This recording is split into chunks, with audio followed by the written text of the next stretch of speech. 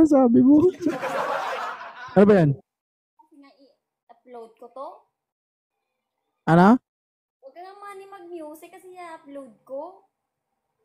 O anong gagawin ko? Huwag ka nga mag-music, gani. Tapos? Tutuwad ka di, huwag ka mag-music, tuwad ka, tuwad.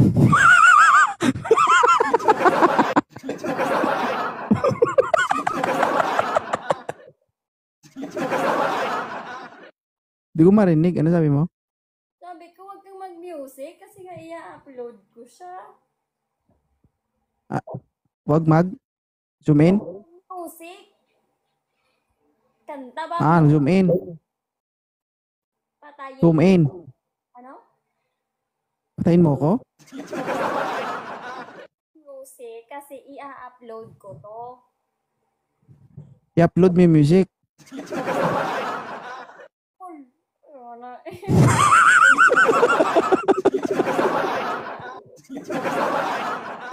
Ano ba kasi? Hindi mo ma-upload ang music, copyright yun. Sabi ko kasi huwag ka mag-music kasi nga i-upload ko. I-upload mo. Oo, huwag ka mag-music. Hindi kita marinig. Huwag ka mag-music ba kasi i-upload ko. I-upload mo. Oo, Tapos mag-music ako. patayin mo. I-upload mo tapos mag-music ako. Mo, di mo?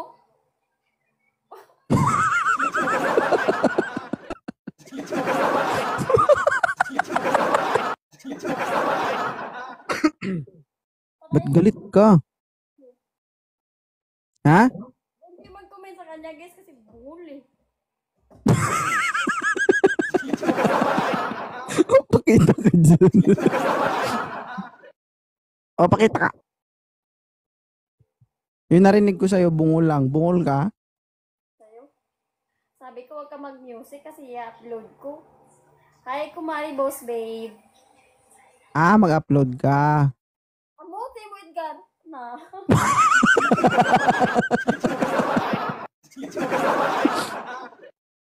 Sabi mo, ano nga ni?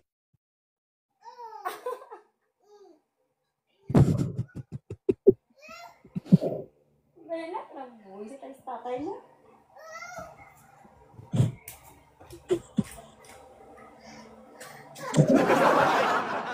Galit na galit po. Bye na. Ano ba isa pa? Trip ako. Nagagalit ka na naman. Hindi nga ni marinig gani. Oh. Rinig mo nga.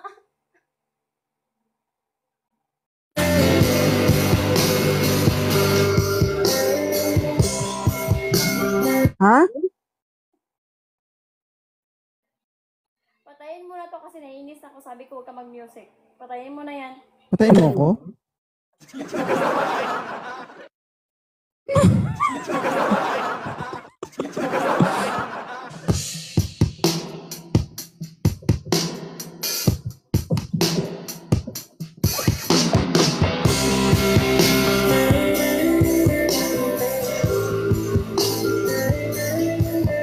Mag.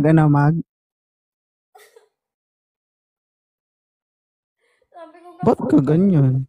hindi mag-upload ako. Ano sabi mo?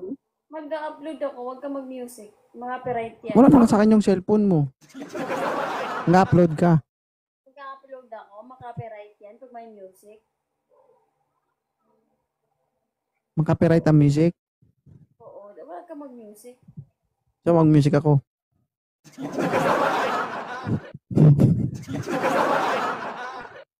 Ha? Tayin ko yan ngayon. Ano? Tayin ko yan ngayon.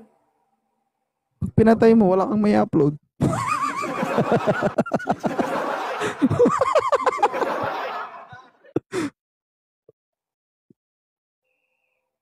ka kasi mag-upload. Ay, may... hindi mag-music. Sige. Narinig ko na. Okay ka lang? Ako, naiinis ako sa'yo. Nainis ka na sa lagay na yan. Hi, Glenn. I love you muna. Love you more. Walang gana. Ayoko. I love you muna. Love you more. Yung malambing. Love you more. Yung views ko dito, bala ka dyan. Love you muna. Love you more. I love you muna. I love you more. Ha? Love you more, machuk-chuk. Layo.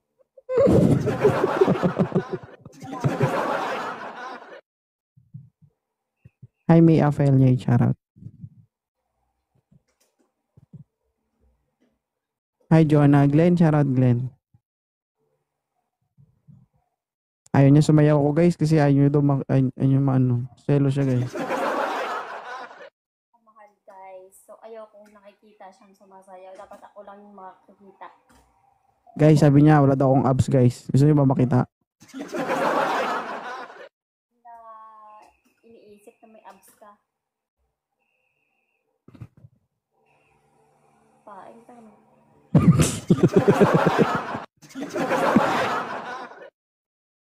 Sabi niya, guys, minamaliit niya yung partner. Sabi niya, si TPC daw, malaki daw ang tiyan.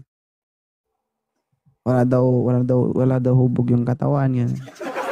Kasi payat na daw ako, gano'n.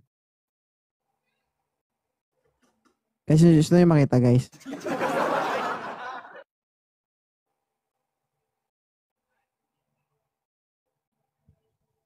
Subukan mo. Bakit? May magagawa ka?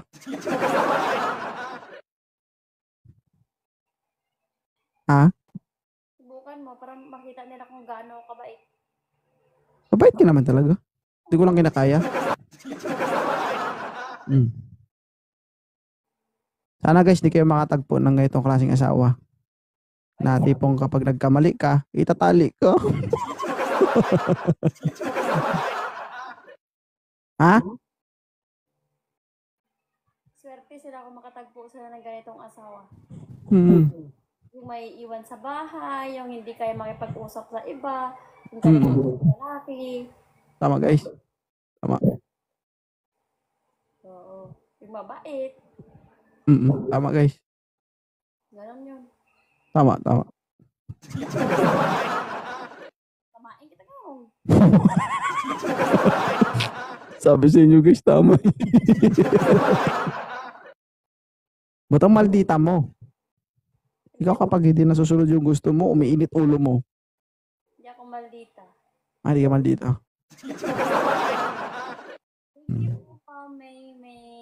Hindi ako maldita guys. Mabait ako. In fairness. Good night.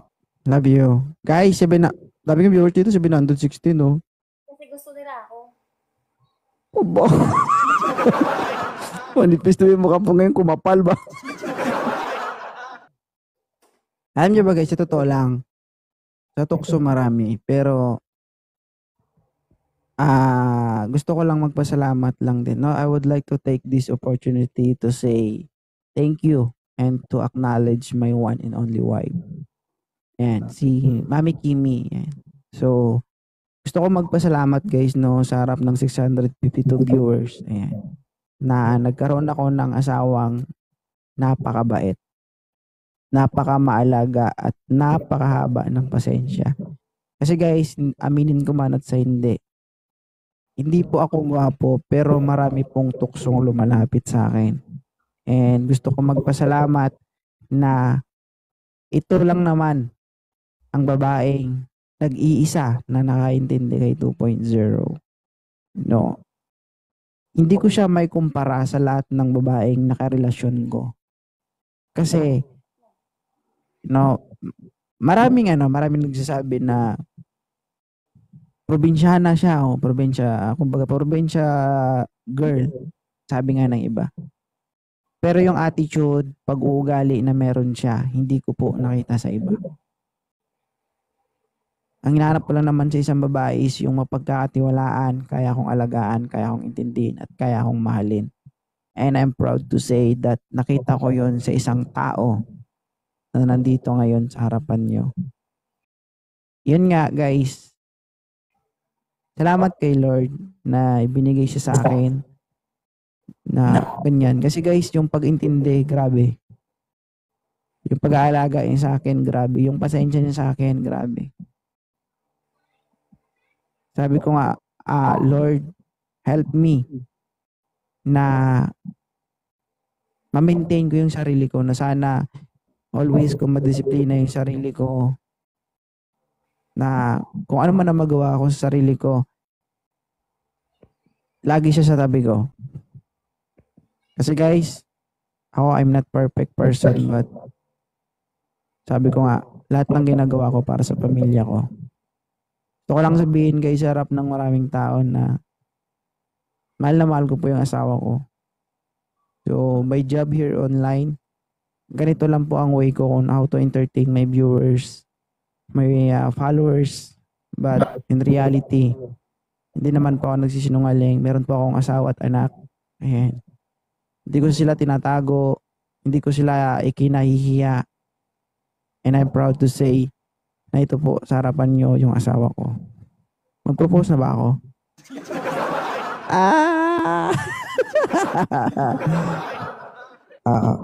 So, hindi pa ngayon. Soon to be.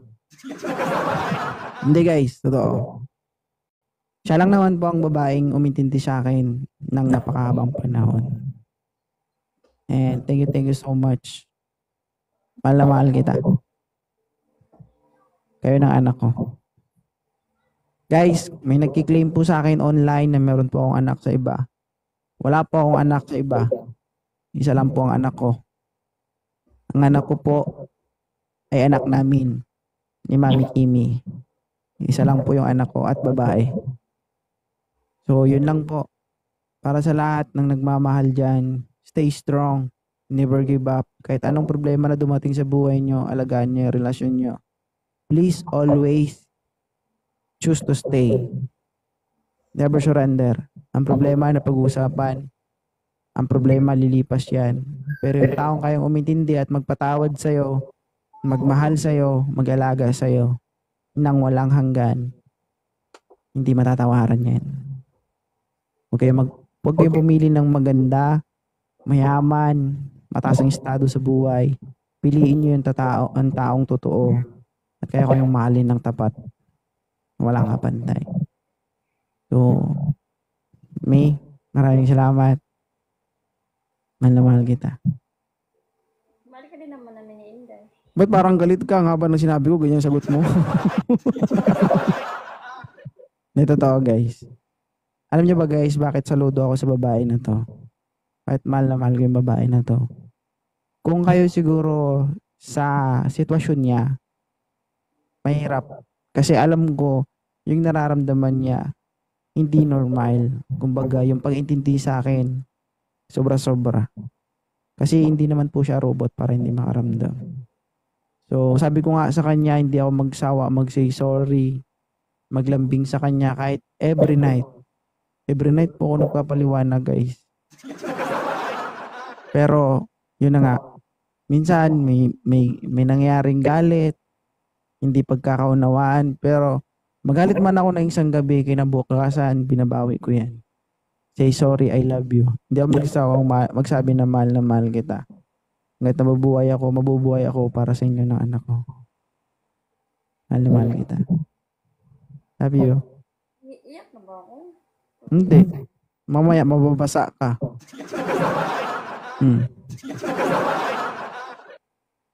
So, sabi ko nga guys, wala yan sa pinag-aralan. Wala sa estado ng buhay. Nasa tao yan o nasa inyo yan kung paano nyo paghirapan yung relasyon nyo. Yun lang, gusto ko lang magpasalamat. Kasi totoo naman.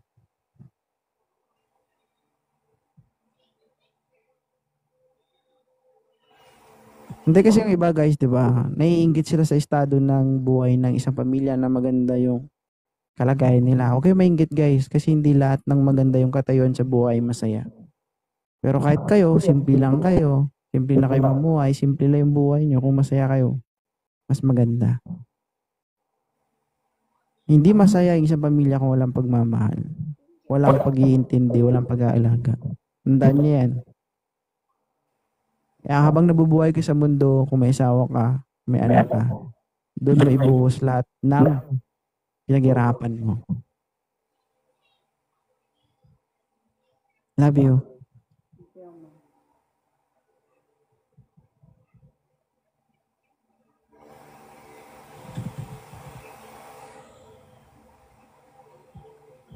Bakit?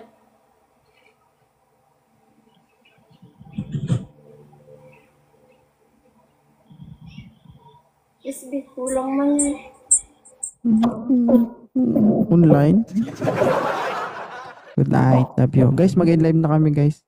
Kailangan ko rin magpahinga. Thank you, I'm yours. Guys, sa lahat ng nakijoin, nakisaya sa live namin, maraming salamat. Sa mga nagbigay ng gifts, thank you so much din.